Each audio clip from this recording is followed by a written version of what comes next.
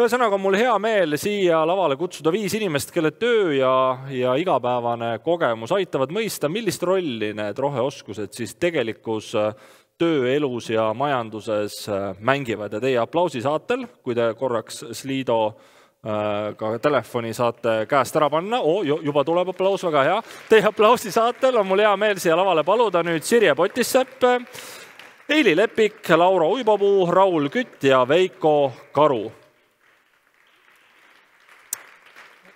Küll te olete hea publik. Ja aina paremaks läheb. Palun, võtke istet.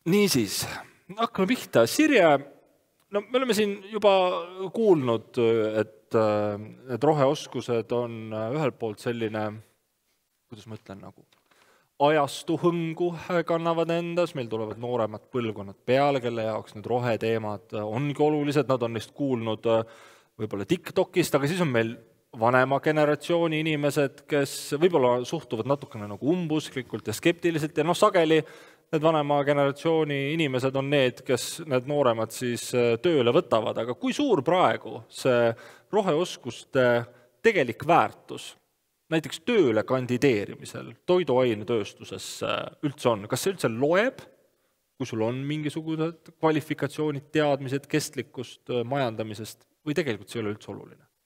Ja aitäh sissejuhatuse eest, et ma kindlasti täna siin sõpru ei saa, ma juba tean seda. Et kui me räägime, et siin on mingi selline kogukond ja siis teised inimesed on teispool, et kogu see roheteema ongi lahterdatud kahjuks niimoodi. On selline koguduse ja kogukonna värk, siis meie oleme siin väike klubi, kes neid asju teevad. Täitsa usuvärk, ma ütlen, aga okei, ja ma proovin jääda realistlikuks, et pigem ma esindan seda poolt täna siin. Et kindlasti on oluline, aga sõltuvalt ka siis praegu töötaja ametipositsioonist. Et täna on olukord juba meie sektoris selline, et toidutööstust mõjutavad erinevad roheteemad väga palju. Et meie sektor on kindlasti üks suuremaid sektorid, kuhu kõik koondub, kõik roheteemad ja kogu see liikumine uue majanduse suunas koonduvad kokku.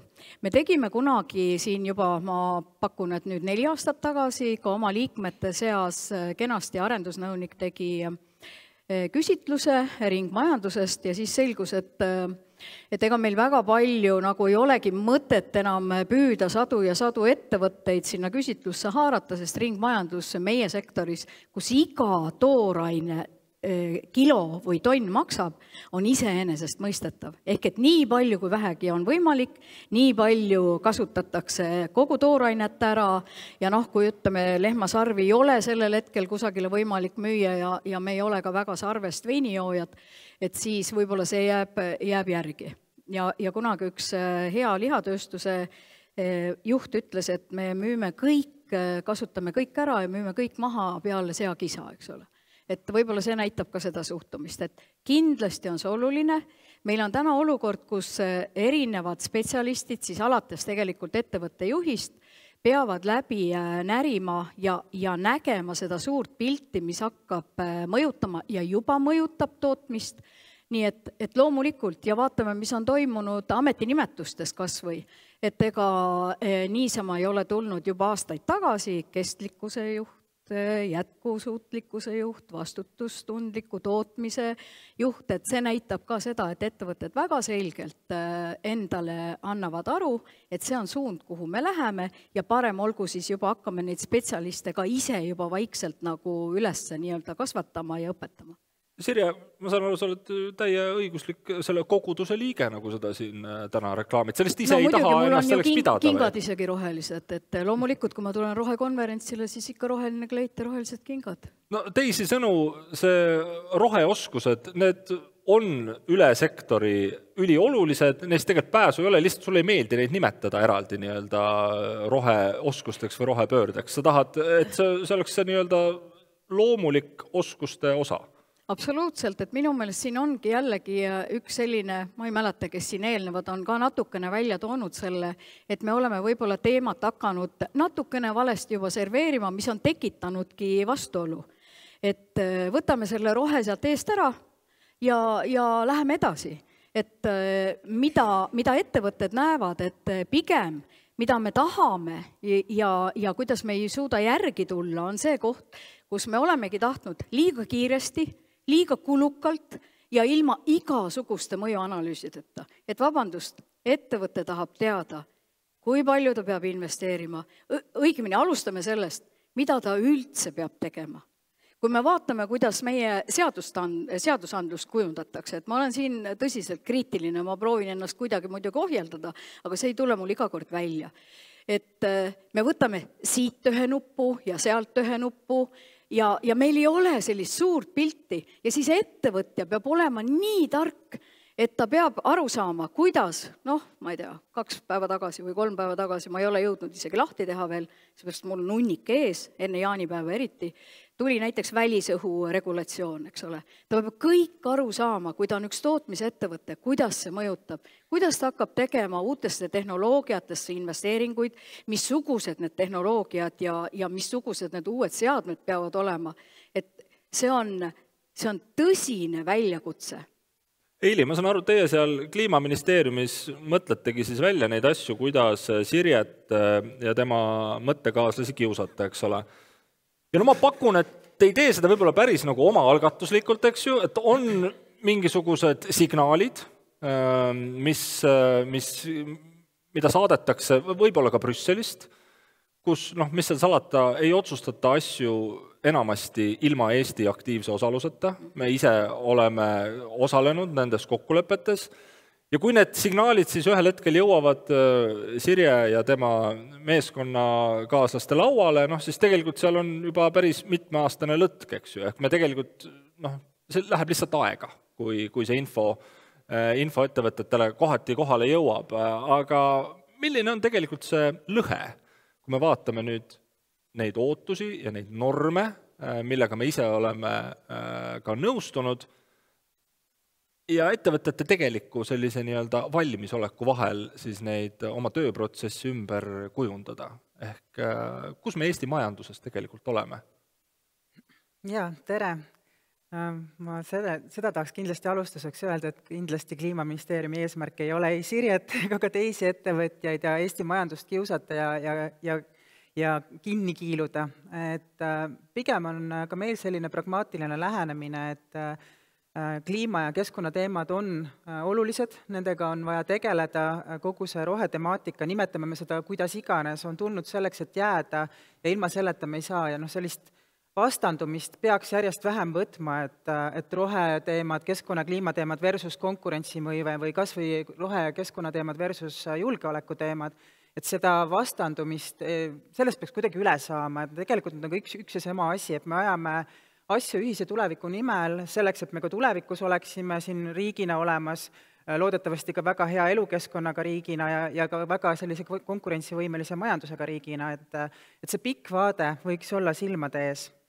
Küll aga tõepoolest tuleb tunnistada, et kohati need Brüsselist tulenevad regulatsioonid on läinud liiga detailseks, liiga keeruliseks ja mul väga hea meel näha, et ka Brüsseli poole pealt on hakatud sellest aru saama, et see lihtsustamise tee, bürokraatia vähendamise tee, mis on nii Brüsseli poolt kui ka siis Eesti valitsuse poolt ette võetud, et see on väga õige tee, kuhu minna. Ja see tõesti tuleb praegu suure hooga ja proovime ise samamoodi ametnikega seal jällegi tähelepanelikult kõike seda jälgida, mis peale tulemas on. Et sealt ka omakorda mingit vinti üle ei keerataks, et sealt omakorda meile mingisuguseid keerulisi olukordi ei tekiks. Ja et samamoodi, et Eesti väikese majanduse, paraku meil on väike majandus võrreldes teiste suuremate riikidega, et meie ettevõtetel ka siis konkurentsieelised säiliks. Aga tuleb tunnistada, et ka Euroopa poole pealt ja ka tegelikult ka Eesti valitsusest, kui vaadata nii koalitsioonilepet kui Euroopa Komisjoni poolt tulenevaid algatusi ja kokkuleppeid, et see rohe- ja kliimateema on seal endiselt tugevalt sees, kuigi me võib-olla räägimegi rohkem konkurentsivõimest, strateegilisest autonoomiast, julgeolekust, hakkama saamisest, siis tegelikult need rohe- ja kliimateemad on sees. Ja ma tahan ka tuua välja ühe näite näiteks, et hiljaaegu veebruari lõpus Euroopa Komisjoni tuli välja kokkuleppega, puhta tööstuse kokkuleppe, rida erinevaid algatusi, kuidas asju lihtsamaks teha, kuidas kiirendada rohetehnoloogiate arengut, puhta energia kättesaadavust, aga üks oluline element seal on ka oskused ja roheoskuste arendamine ja seda nähakse eelkõige sellise õiglase ülemineku võtmes, et kuidas teha nii, et nendel uutel majanduses toimetavatel tööstustel oleks siis vajalike oskustega inimesi ja vastupidi ka nii, et nendel inimestel, kõikidel meil inimestel oleks koht ka selles uues majanduses, et keegi siis ei jääks kuskile nii-öelda ripakile. Nii et see rakendamine on kohati keeruline ja loomulikult, aga proovime ka omalt poolt tulla vastu kindlasti ka läbirääkimiste käigus, nii palju kuulata ettevõtjaid kui võimalik ja ka ettehoiatusi ja eelhoiatusi anda, aga eks see on keeruline ja ega ta mugav ei ole, aga ma ütlen, et see on paratamatu, et see üleminek on käimas, pääsu ei ole ja pigem vaatame, et kuidas me seal mõistlikult toimetatud saaks. Veiko, kas need roheoskused on sellised ilusad, pehmed asjad, millest saab pidada sütitavaid kõnesid, rääkida oma mõttekaaslaste koosolekutel või tegelikult on seal ikkagi väärtus, mida näevad ka näiteks finantsjuhid? Kindlasti seal on olemas oma väärtus, sest kui ettevõte on asutatud, siis ta on asutatud ju ka pikemaks perioodiks, mitte et nüüd järgmine kuu paneme kinni. Et innovatsioon ettevõtetes on just see, mis viib seda kõike edasi, sest kõik ettevõtted tahavad olla kulusid kokku hoida, oma tootmistehnoloogiat paremaks teha ja kui nad on mõelnud välja selle, kuidas nad seda plaanivad teha, siis muidugi on neil vaja võtta ka finantsasutused nagu laenu ja sealt ka finantsasutused tulevad ka sealt poolt vastu, et kui nad tõesti usuvad, et see innovatsioon, kuhu ettevõte tahab investeerida, on kokkuhoidev ja muudab tulevikku paremaks, siis nad annavad ka neile selle väiksema intressi, et nad saaksid selle kiiremini ja siis neile siis soodsamalt ka ellu viia, et meie kõigi tulevik muutuks selleks paremaks. Raul, kuidas roheoskuste lisandumine nüüd ikkagi kutseharidust mõjutab sinu kogemuse järgi? No kindlasti mõjutab, et meie näeme seda, et meie tehnikakõrgkoolina teeme väga palju koostööd ettevõtetega ja näeme, et ettevõtted on selles suunas minemas, nad tahavad, et tuleviku insenerid, kes neile tulevad, mõtlevad juba selliselt, et kuidas kestlikumalt tootmist juhtida, kuidas laiemalt öeldes meie planeet säiliks pikalt, et seetõttu ka see protsess, mis me nüüd läbi teeme nendes konsortsiumites, et me püüamegi neid õppevahendeid välja töötada, aga eks haridussüsteem on ka selline mingis mõttes nagu suure laeva pööramine, et meil on õpilased tulnud õppima, nende õppekava kestab 3,5 aastat, me ei saa nagu iga aasta nende õppekava muuta, et seega kui need uuendused tulevad, siis seal on oma lõtk on sees jälle veel, lisaks siin ennem oli juttu, et Brüsselist tulevad mingid nõuded, mis paneb mingi oma lõtku ja siis on nagu veel see õpetamise lõtk seal aga ennem oli siin juttu uutest põlvkondadest, et näha, et see põlvkond, kes täna õppimas on, et nad mõtlevad ikkagi selles suunas, et kuidas see maailm püsiks. Et seetõttu on nagu tundub positiivsena kõik. Laura, kui te vaatate seda, mida õpetatakse ja milline on tegelikult see keskkond, mida teie tahaksite näha, kuhu ka regulatsioonid suunavad, siis mida tegelikult peaks teistmoodi õppima see tööturule sisenev tuleviku tegija, kui võib-olla täna neid asju meil tehakse? Kust te seda nagu neid peamisi kitsaskohti näete? No siin on roheoskust, täna oleme kuulnud juba, et on defineeritud ühtemoodi ja teistmoodi, et mina küll taandaks selle ühe märksõna peale, milleks on märkamisoskus. Oskus märgata iseennast, teisi inimesi enda ümber, märgata, mis toimub sind ümbritsevas keskkonnas, märgata oma tegevuste tagajärgi. ja see märkamisoskuse areng toimub tegelikult läbi kontakti hoidmise ja see on see, mida peaks minu meelest haridussüsteemis rohkem väärtustama, eriti selles kontekstis, kui me räägime siin AI sissetulekust, järjest rohkema tehnoloogia kasutamisest, et meil ei läheks ära meelest see päris tunne, kui sa räägid teise inimesega või kui sa paned tähele, kas mul endal on praegu hästi, kas ma olen näljane, kas ma olen väsinud, on ju, sellised asjad, kas see orav, keda ma olen harjunud oma koduhoovis nägema, kas ta on veel siin, kas keegi teine, keegi lind on veel siin, selline märkamisoskus. Kas meil Eestis natukene on selline lootus, et äkki see rohepööre nagu läheb kas päris mööda või vähemalt läheb kuidagi meist mööda, et me oleme siin nagu piiririik, eks, meil on siin oma väljakutsed, millega tegeleda, et ja noh, olgem ausalt, ega nagu väga soe ei ole ka väljas tavaliselt. Et äkki me kuidagi saame ilma selleta hakkama. Kuidas teie nagu tajute enda sektoritest vaadates, kas endiselt ikkagi me loodame, et äkki me ei pea sellega tegelema? Ma võin alustada kohe kindlasti meie sektor ei looda, et me ei pea sellega tegelema, sellepärast, et me oleme sellega tegelenud juba aastakümneid. Mis on tõsi, mille juurde ka ma tahaks ikkagi tulla, et meil kõik saab alguse, nagu saab alguse Brüsselist.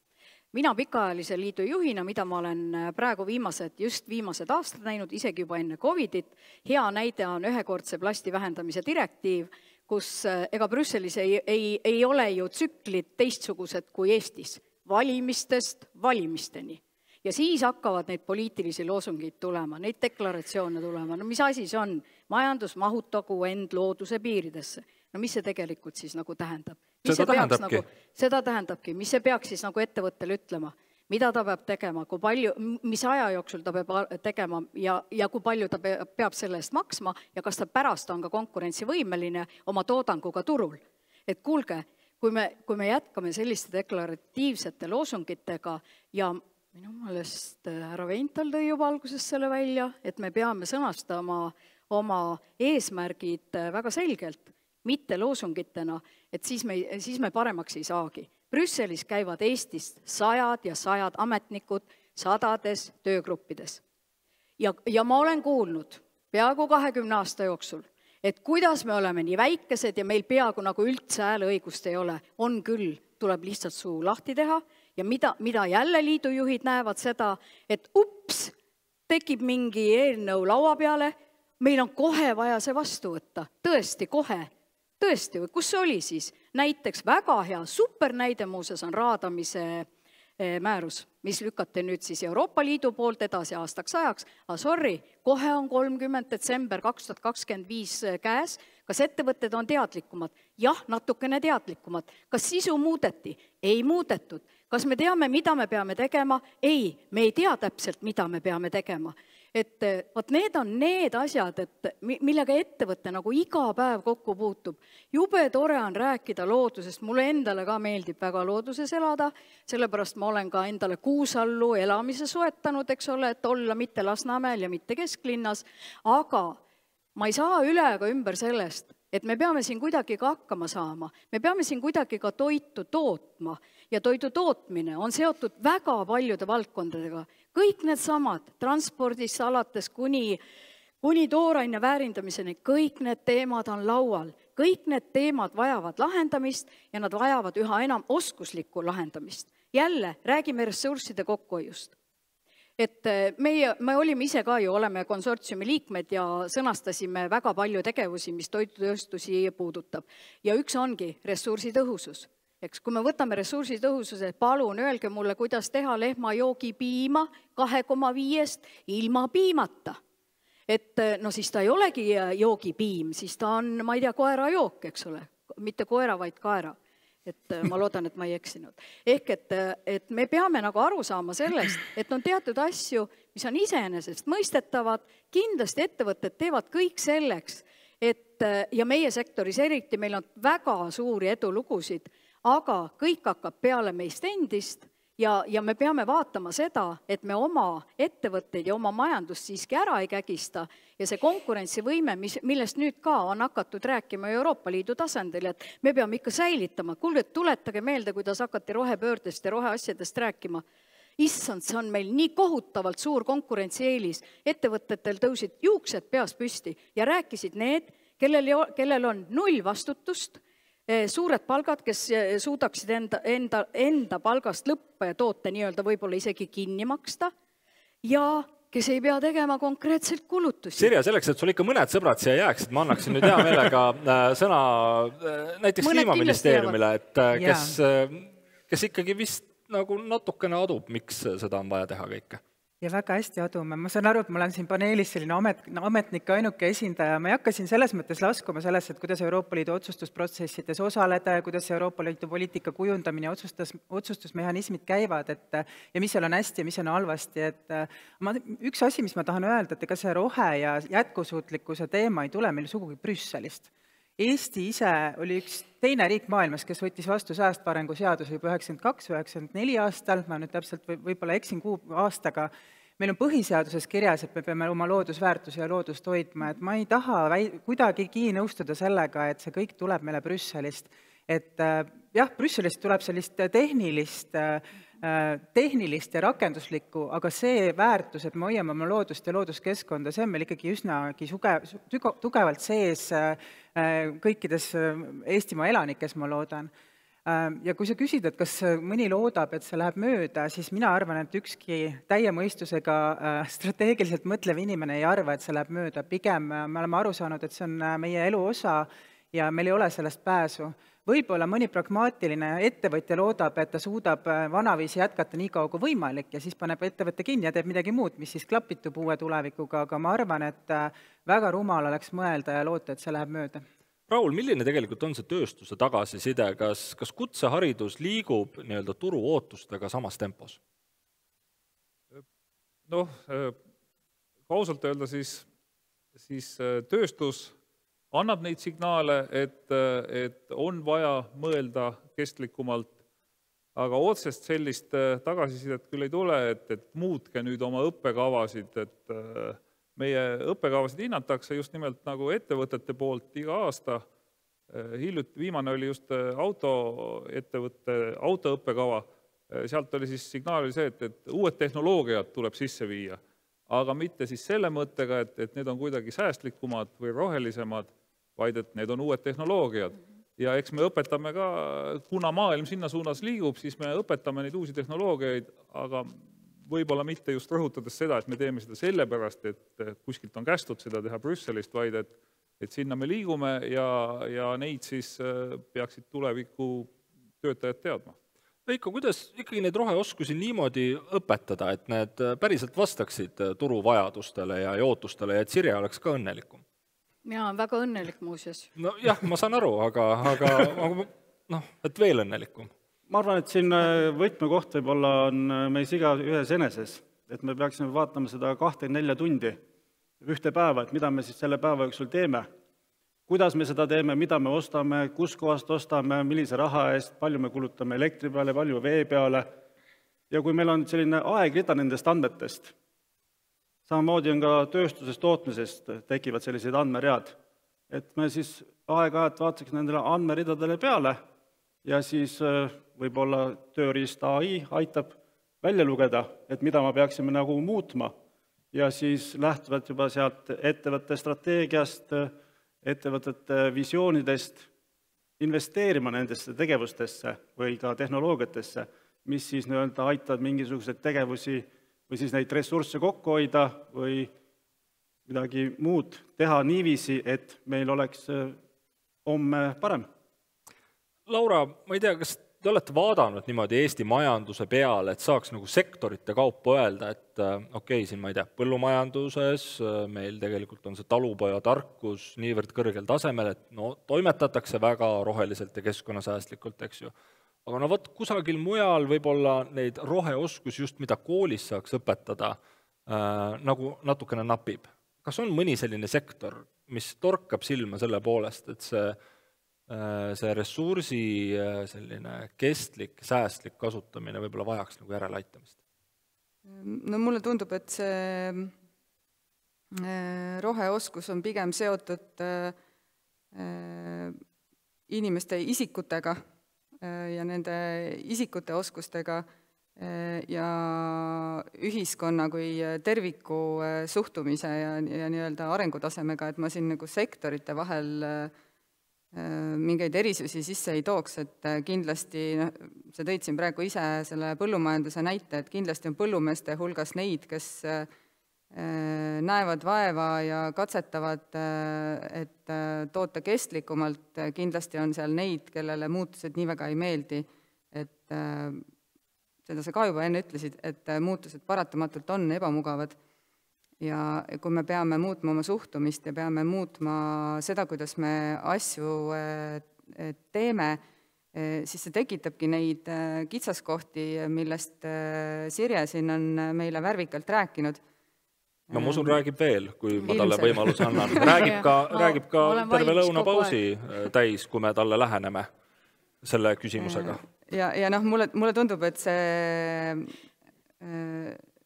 meelerahu hetk saabubki pigem siis, kui sellisest mõtteviisist, et majandus peaks mahtuma ära looduskeskkonna piiridesse, et meil ei ole teist võimalust, kui sellest mõtteviisist saab selline mainstreami lähenemine, et inimestel tekib see kindlustunne, et ma jään ellu, kui ma neid asju niimoodi teistsugusel viisil teen, mu elatustase jääb sarnaseks või vähemalt talutavale tasemele, et midagi hullu sellest ei juhtu, et praegu see on ikkagi selline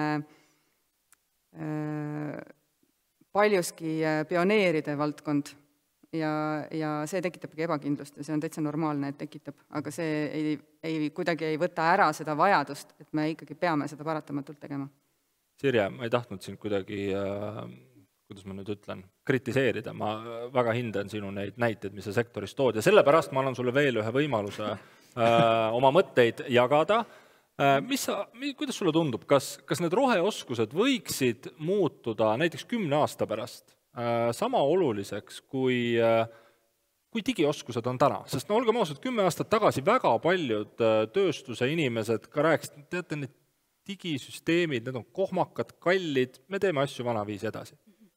Mina ei tea, meie sektoris on väga vähe selliseid ettevõtteid, kes niimoodi on rääkinud, et need olid kallid ja teeme ikka seda Exceli tabelit edasi. Meie sektoris väga palju kasutatakse kõikvõimalikke ka toetusmeetmeid, et oma ettevõtteid nii-öelda kaasajastada ja käia ikkagi kogu selle uue majanduse nii-öelda teekonnaga kaasas. Et mina toonitaksin ikkagi 3 asja. Rohepööre on vältimatu ja tulnud selleks, et jääda. Sellest saavad absoluutselt kõik aru. Lihtsalt ettevõtete seisukohalt ja kindlasti see ei ole ainult toidusektor, on see, et me vajaksime realistlikumat ajakava, me vajaksime aru saama, kuhu me ja mida me tegelikult peame tegema ja kuidas see mõjutab meie tootmisi. Te vajate kliimaseadust, Sirje? Me vajame kliimaseadust ja see ongi ju see majandus mahutagu end looduse piiridesse, mis iganes see tähendab. No, kliimaseadus jälle hea näide, aga ma ei lähe sisusse, sellepärast, et see on juba täiesti nii. Punkt 2. Me ei saa jätta ettevõtteid üksinda sellel teekonnal.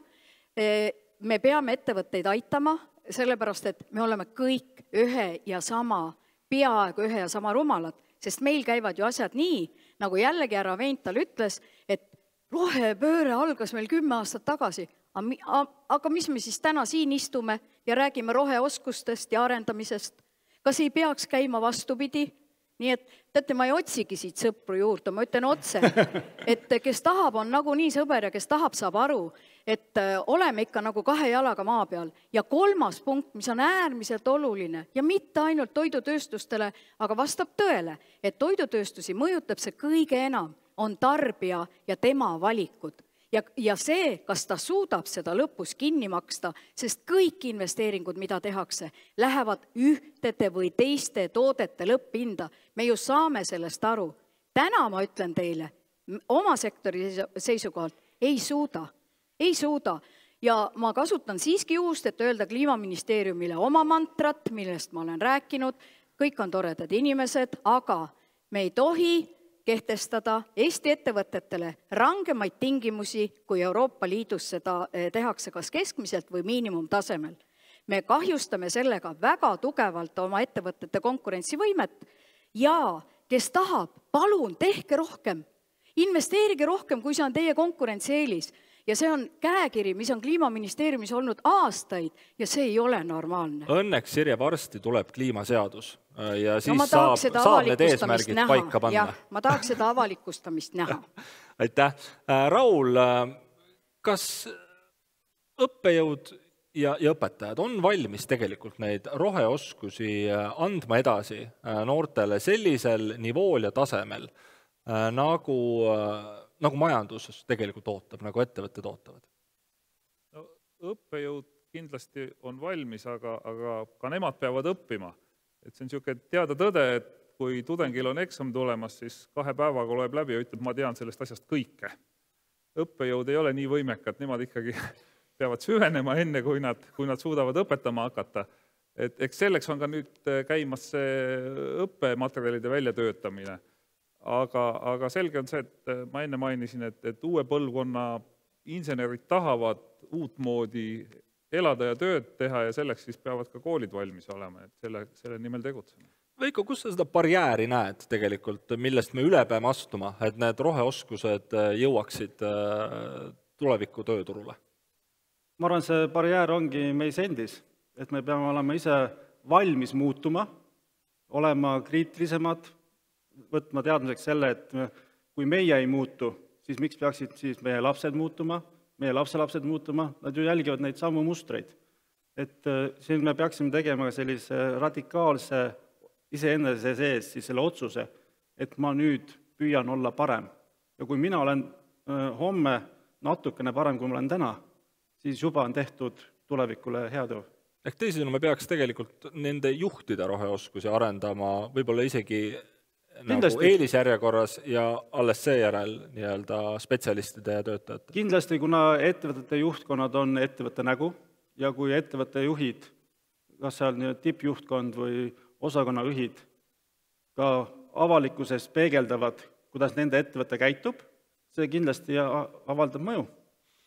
Eili, kui te olete rääkinud ettevõtete juhtidega, siis millist tuge ja toetust tegelikult riigilt oodatakse? Kas oodataksegi seda, et kutsekoolid, ülikoolid õpetaksid neid spetsiifilisi rakenduslikke oskusi, mida praegu ka välja töötatakse, eks ju, uute moodulite, uute ainetena, või oodatakse ikkagi midagi muud, et see rohepööre ära tehakse? No peale kliimaseaduse muidugi. Jaa, kliimaseadust oodatakse tõesti pikisilmi. No eks neid ootusi on erinevaid ja ise lahterdame ka, et see riigipoolne toetus saab olla kas siis raha, ka mingisuguste uute oskuste õpetamine ja nii edasi, et täna me oleme siin roheoskuste ja inimeste oskuste arendamise kontekstis, et võib-olla üks asi ongi see, et selle roheoskuste asemel tuleks rääkida rohkem tulevikuoskustest, see on ka täna mitu korda siin läbi käinud, ja me ise oma peas olen samamoodi lahterdanud, et üks asi on see tehnilised oskused, mida ka kindlasti ettevõtted vajavad, et sellised tulevikutehnoloogiad, et meil tuleks peale neid tarku noori, kes siis ettevõttes tööd leiaksid. Aga teistpidi, nagu siin ka korra käis, et minu jaoks üks võib-olla kõige olulisem ongi see sama juhtimiskultuur, ettevõtte tippjuhtkond, strateegiline juhtimine, et need näited, mis on, kus ettevõtted ja erasektor on võtnud roheülemineku väga tõsiselt ette, on ikkagi tulnud juhtkonnast, et seal ei piisa, kui on üks keskkonnaspetsialist, kes täidab ära mingid aruanded, teeb ära mingid märgised, see ei ole nagu roheüleminek, et tegelikult see tuleb ettevõtte juhtkonnast ja tegelikult on hea meel näha, et kui siin korra oli juttu, et haridussüsteem on hirmus aeglane ja küll see võtab kõik aega, kui see kuskile jõuab, et ma väga loodan, et selle projekti tulemused kestavad kauem kui see projekt ise, ja see programm ise, aga enne siia tulekut vaatasin ka huvi pärast, et mis nad seal siis päriselt ka ikkagi õpetavad ja suur üllatus oli see, et päris paljud koolid ikkagi mõtlevad 2 sammu ette. Väga hea näide on, et leidsin sealt kursused roheväidete direktiivi ja roheväidete rakendamiseks, mis on alles läbirääkimised käimas, et ma just naersin oma eksperdiga ka töö juures, et ma pean sind sinna saatma, et see ongi lihtsam läbirääkimistel osaleda.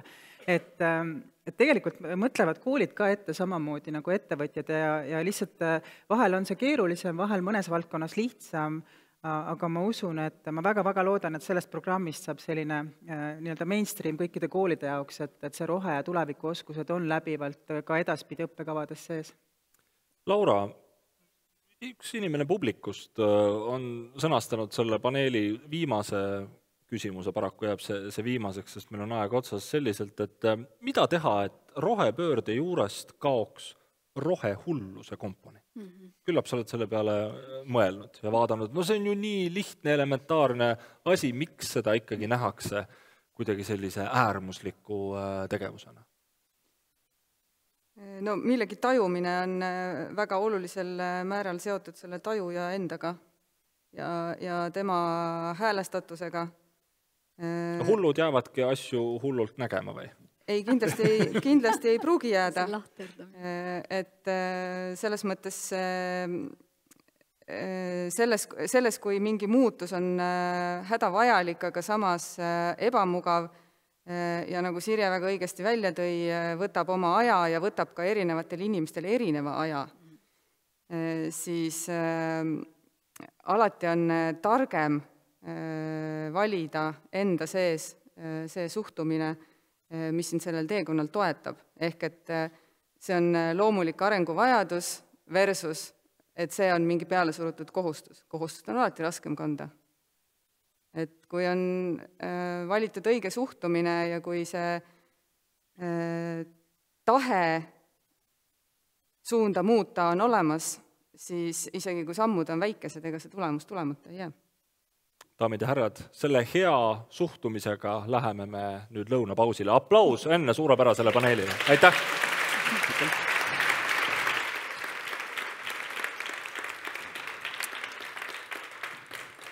Midagi pole teha, heas seltskonnas kulub aeg väga kiiresti. Ma tänan teid kõiki kaasa mõtlemast ja nende küsimuste saatmise eest Slidosse. Ma loodan, et te saate võtta asjaosalistel varrukast kinni ja selle lõuna kõrvale küsida ära need küsimused, mis siit lavalt võib-olla küsimata jäid. Me jätkame kell 13.15 programmiga. Head isu!